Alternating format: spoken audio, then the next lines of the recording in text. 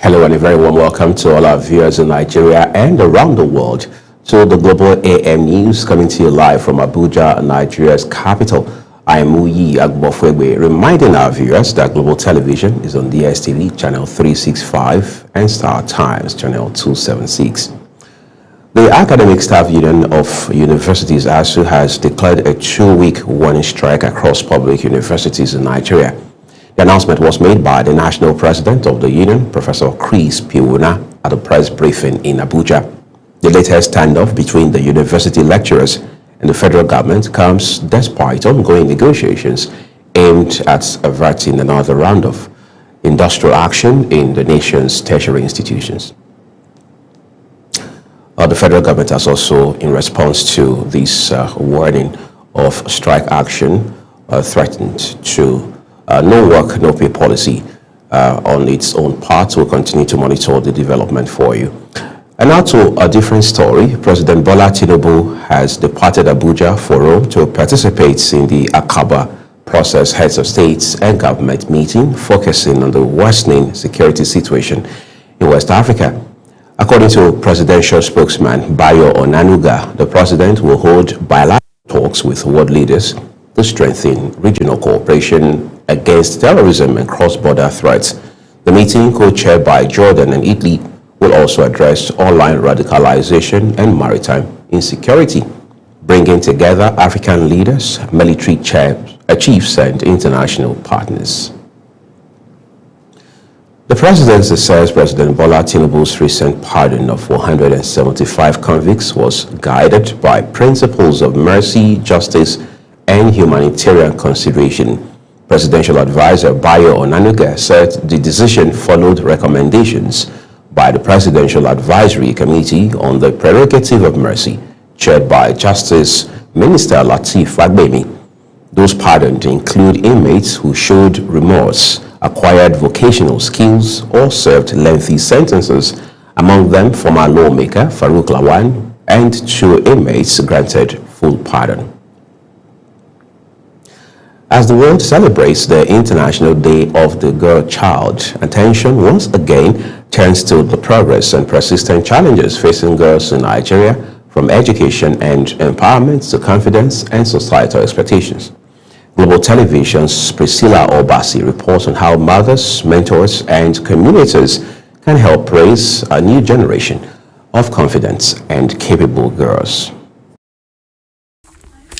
Across the world, the International Day of the Girl Child highlights the rights, dreams, and potential of girls, calling for greater investment in their education and empowerment.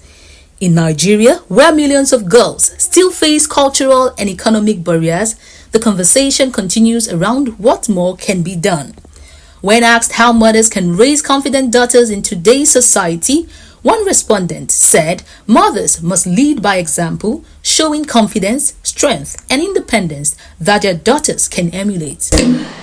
In building confidence in your children, in your daughters to be precise, I think the first thing I'll advise every mother is to include God in your children. Then secondly, as a parent, I advise that you be confident yourself. Work on your level of confidence. These children are watching you. And the next thing is that be your daughter's fan. Be your girl child's fan. Another respondent spoke on how far Nigeria has come in empowering girls through education, acknowledging the visible progress, but warning that rural areas are still left behind. Honestly, I think we've come a long way in empowering the girl child through education in Nigeria, but we still have more distance to go. Today, more girls are in school than ever before. We see young women studying engineering, law, medicine, even leading in businesses and technology. That's a big step forward compared to many years ago when girls' education wasn't seen as a priority. But the truth is, not every girl that has gotten same opportunity. Now, in some rural areas, issues like poverty, let's say, even early marriage and cultural beliefs still make it hard for girls to stay in school. Reflecting on how society views the girl child, some say stereotypes still hold the girl child back, often making them feel that they must prove their worth twice as hard. One thing I think is still a bias when it comes to the girl child in Nigeria about their potential is that there's this stereotype when you see a woman in a high position or when you see women in some certain sectors, people go, oh, it's because she's a woman. Oh, a woman is like, they're shocked that a woman can actually do this. But that shouldn't be so. A person should be judged based on their potential and not based on their gender. As Nigeria continues to push for gender equality, experts say it begins with raising confident daughters through education, equal opportunity, and a society that believes in their potential. Priscilla Obasi, Global Television News. Thank you so very much, Priscilla. Trees and flowers do more than add beauty to our surroundings. They sustain life. From purifying the air we breathe to improving our mental health, these gifts of nature play a vital role in keeping our planet and people healthy. Sadia Yakubu tells us more. Trees and flowers remain some of the most essential elements of life on Earth. Beyond their natural beauty, they clean the air, provide shade, reduce heat, and serve as sources of food and medicine for humans and animals alike. It helps to reduce the microclimate of the place, the environment, so that it can be conducive for human habitations, because due to the harsh weather we have here in Nigeria, so we all need to plant trees around our house to make the microclimate of that environment to be habitable. Experts say trees and flowers also help combat climate change, prevent soil erosion, protect water sources, and provide shelter for birds and other wildlife, all of which contribute to a balanced ecosystem. Basically, not just for shades, it's a symbiotic thing. We need the trees and the trees needs us. Beyond their environmental benefits, trees and flowers also heal the mind. Studies shows that spending time around greenery can ease stress, anxiety, and depression, helping people live healthier and happier lives. Each of those plants, they help when it comes to like during wind. They protect us, and then their helps also. The green spaces around us are far more than decoration. They are life-sustaining treasures that deserve our care and protection. Let's plant more trees and flowers for our planet, our health, our future. Sadia Yakubu, reporting for Global Television. Let's turn to Nigeria Southeast now, where Imo State Governor Hope Uzodinma says his administration is building a new generation of digitally skilled youths to drive innovation and economic growth. The governor stated this at the graduation of 10,000 trainees from Scale Up Imo Cohort 3, a flagship empowerment program equipping young people with practical digital tools for self-reliance and global competitiveness. Our correspondent in Imo State, Samara G.E.B., now reports. It was a colorful and inspiring ceremony at the Emmanuel Iwanyam International Convention Center, Owerri, as 10,000 young Imo indigenes complete intensive digital training under the Skill Up Imo Cohort 3 initiative. Powered by the Ministry of Digital Economy and E-Government, the program provides hands-on training in web development, digital marketing, coding, content creation, and data analysis, empowering youths with 21st century skills. Governor Hope Uzodinma said the initiative is part of his shared prosperity agenda designed to transform Imo into a knowledge-driven economy anchored on innovation and technology. I would therefore urge you to use what you have learned, not only to create works for yourselves, but to become creators of work for other people.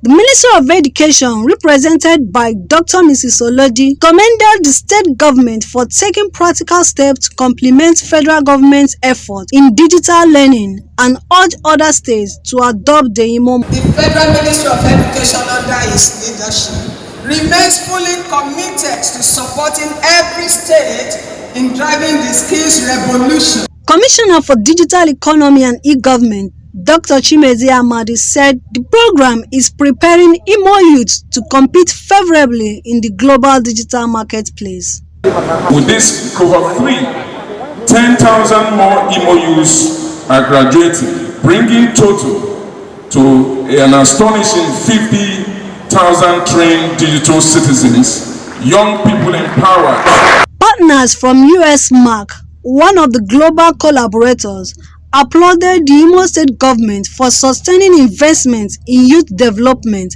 and pledged continuous support and partnership. To empower youth, to give them the skills to be able to create the future for their country.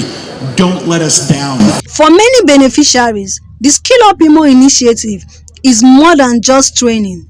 It's a life-changing opportunity to earn, innovate, and contribute to a smarter Imo. The laptop is going to help me a lot in my activities, daily activities. It's going to help us in particular to empower others who have not acquired the skill. With 10,000 graduates now equipped with digital tools and global exposure, the Skill Up Imo program continues to strengthen the state's position as a rising digital hub in Nigeria.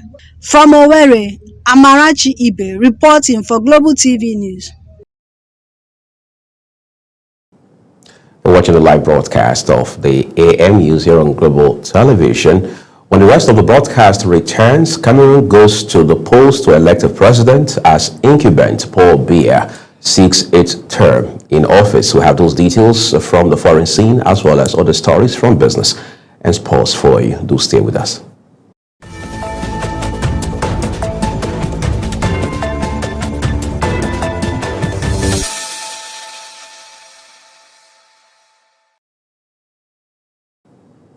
Thank you so very much for staying with us. The second part of this news broadcast now returns with business. The Minister of Marine and Blue Economy, Adegboyega Oyetola, has reaffirmed Nigeria's strong commitment to strengthening maritime safety, environmental protection, and regional cooperation within the framework of the Abuja Memorandum of Understanding on Port State Control. A statement signed by the Special Advisor to the Minister on Media and Communications, Dr. Bolaji Akinola, says this during the third Bureau of Ministers meeting of the Abuja MOU in Conakry, Republic of Guinea. The minister also underscored Nigeria's determination to align its maritime governance with international standards while advancing the collective interests of West and Central Africa in global shipping. The high cost of grocery in Nigerian markets, as against the sharp decrease of farm produce, has remained a source of concern to farmers and dealers of farm produce. In this special report, Global TV Benue correspondent Felicity Indere examines the situation. The removal of petroleum subsidy at the inception of the present administration came with a hike in the prices of goods and services, including farm produce across the country, affecting the cost of living, with households struggling to survive. Like in December, we bought soya beans at the rate of 1,700 to 1,800 per kilo. Now, a kilo of Benue seed is 1,000 naira. In Makurdi, the Benue state capital, traders lament that the sharp decline in farm produce price has affected their daily earnings, as they share with Global Television News the experience of coping with the current economic hardship. Our market is not steady. Like this bag now, last year is higher than this year. There were some bags where we buy high last year, they take on than this year. The things cannot balance one, say that this thing price will be continue to stay steady. No price will not stay steady. They sell this akpu here at a very cheap rate. As the children don't resume school now, I go to buy the school bag, I no fit buy am because the price is too big. Some vendors also expressed concern that the proposed fossil fuel tax under the new tax law projected to raise petrol prices about 45 naira per litre beginning January 2026 could further deepen the economic hardship faced by ordinary Nigerians and the final nail to the coffin. This is the old woman carrying swan being like 2 mudu. If I go engine now, they will grant like 500 naira. If I come to say my money is not back, the fuel is too much. Just even to go to Guruku, I'm trekking. Now wey be 3,000 like this. Before you go finish, I go carry 3 bags inside. As I dey carry, so na the capital they go. Traders are urging the government to intervene and stabilize the market to reduce the hardship faced by citizens, hoping that prompt action will restore price balance and make goods more affordable nationwide. In Makudi, Felicity Ndare reporting for Global Television News. Thank you so very much, Felicity. Tricycle is one of the fastest and easiest means of transportation in Kano, known to be operated only by men riders. However, the narrative is changing as women are gradually taking over tricycle operations, carrying only female and children passengers. In this special report, Global TV correspondent Idris Jibrain visited Matizala Entrepreneurs, where women are trained on how to ride tricycle for self-reliance. For almost 6 months, Amina Hassan has been coming to this station where she was trained to become a tricycle rider. Amina now owns a tricycle and she rides through the busiest streets of Kano to earn a living. With 4 children and other dependents, Amina says she can now conveniently take care of her family even though she rides on hire purchase. The impact of witness economic change when I started riding the tricycle, because I've gained more extra income, which I use it to take care of my family, my children's need, my mother and other relatives. In Kano, culture and tradition plays an important role, especially among women. Hajia Hawa'u Ahmad is responsible for bringing together these women to become self-reliant through riding tricycle. Women are left behind in the sector of transportation. Virtually in Kano, not only in Kano, in northern states, women doesn't participate with this kind of business. So I see no reason why we should not be involved in this kind of businesses. So I decided to call upon women to come out. Those that are interested in riding, they should come so that we will make access to them to acquire their keke napep for them to do as a business. She says there are currently 100 women who are riding through the streets of Kano, effectively making life easier for them. I was even thinking over, can these women really make it?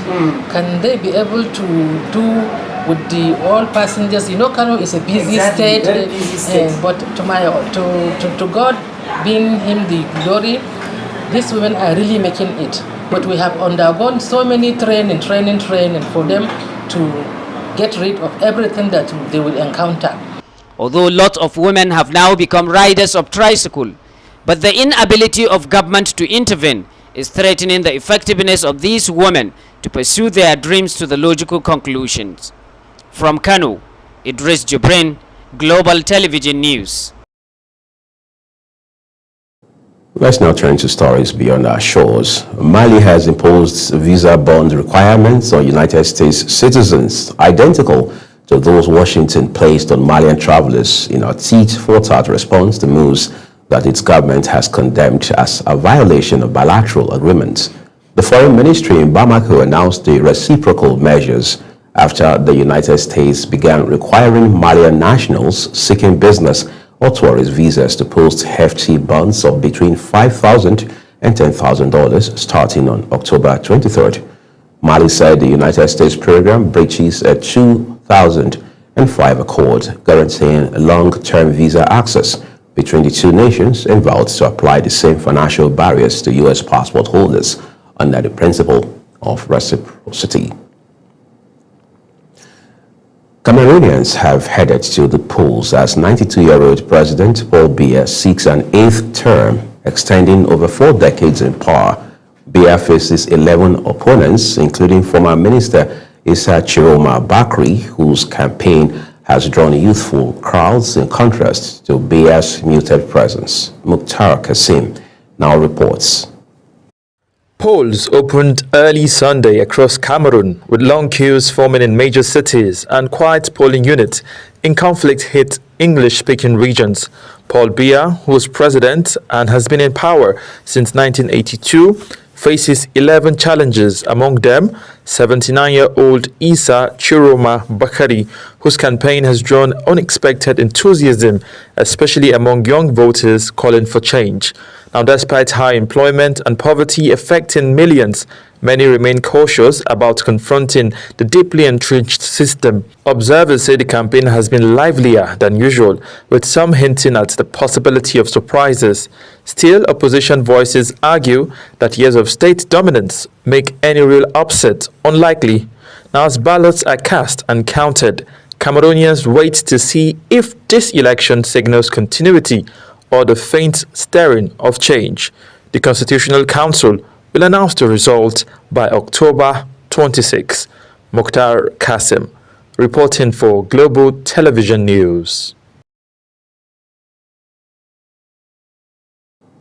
And still in Africa, in Madagascar's capital, Antananarivo, soldiers have joined thousands of protesters in one of the largest anti-government demonstrations the country has seen in years. The youth-led movement, fueled by anger over water and food power shortages, entered its third week with calls growing for President Andry Rajoelina to step down. Again, Mukhtar Kassem has details. As police fired tear gas and stun grenades to disperse crowd, troops from the CAPSAT military unit rolled out into the city, greeted by cheers and chants from demonstrators waving the Madagascar flags. Their arrival marked a turning point, a rare moment where soldiers openly sided with civilians, urging fellow security forces to refuse orders to shoot. Local reporters say 2 people were killed and more than 2 dozens injured after gunfire broke out during the march to the Place de 13 May. The military's move has rattled the government, with the Prime Minister calling for unity and dialogue, warning that Madagascar cannot survive another national crisis.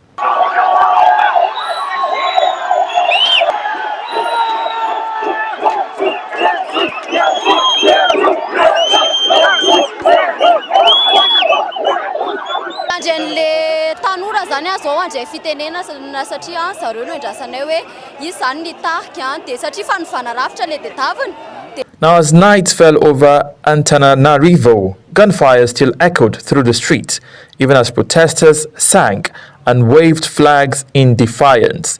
The Gen Z movement insists it seeks democracy, not a coup, but with soldiers now joining the rallies, Madagascar's standoff has entered uncertain and dangerous territory. Mukhtar Kasim, reporting for Global Television News. Time for Madagascar there. Let's now turn to sports for you. Team Nigeria has made a strong start at the 2025 World Powerlifting Championships in Cairo, with Esther Wongu winning silver and Rukayat Ajiboye taking bronze in the 50 kg category. Sports Commission Chief Bukola Olakbade praised the athletes for their resilience and patriotism, saying their achievements inspire national pride. The tournament, running till October 18, marks the first time the global event is hosted on African soil. The Super Eagles have safely arrived in Uyo, Akwa Ibom State capital, after their aircraft developed a cracked windscreen mid-air, forcing an emergency landing in Angola. The team was returning from South Africa after a 2-1 win over Lesotho when the incident occurred, delaying their trip by several hours. They are now set to face Benin Republic in a crucial World Cup qualifier tomorrow, needing victory to secure a ticket to the 2026 World Cup. And that's your AM news here on Global Television. Just a quick reminder that you can find us on DSTV channel 365 and Star Times channel 276. Remember to also engage and subscribe to all of our channels across social media using @GlobalTVNG, as well as other handles now showing on your screen. I am Uyag Mofwebe, saying a big thank you to you for watching. Up next is Global Morning.